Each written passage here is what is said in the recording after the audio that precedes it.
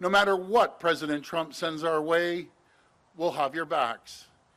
We will be there for you to protect your jobs and paychecks and stand up for Canada. The Prime Minister has my full support in this decision to walk away from a bad deal that would have hurt Canadian workers and undermined Canadian sovereignty. And he has my full support to hit back tariff for tariff, dollar for dollar. But let's be clear, this will not be easy.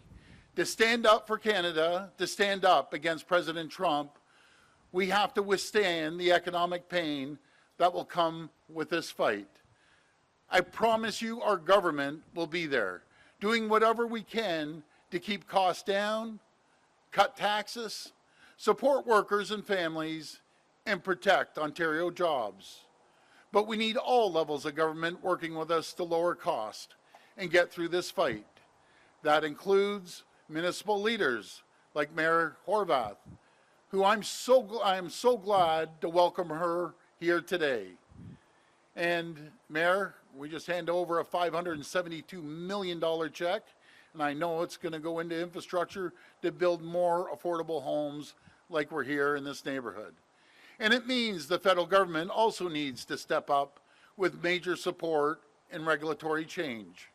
In response to these tariffs, the federal government needs to work with us to take urgent action to strengthen the competitiveness of key Ontario industries. We need to eliminate federal greenhouse gas emissions standards for Canadian-made vehicles and exempt tariff-impacted sectors from federal emissions performance standards, which together add hundreds of millions of dollars in compliance costs for Canadian businesses. Tariff rate quotas on steel imports need to be dropped to zero on countries that do not have free trade agreements with Canada, and to 12% on countries that do have a free trade agreement. And of course, the federal government needs to invest significantly to support our auto, steel, and manufacturing industries, redirect revenues from our counter tariffs on the U.S. to tariff-impacted workers and businesses, and cut taxes to increase Canada's competitiveness and attract new investment.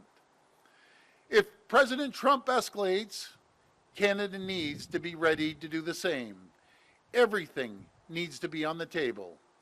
We need to use Canada's many points of leverage to create maximum impact, targeting deep red states and making sure that America's economy feels the pain.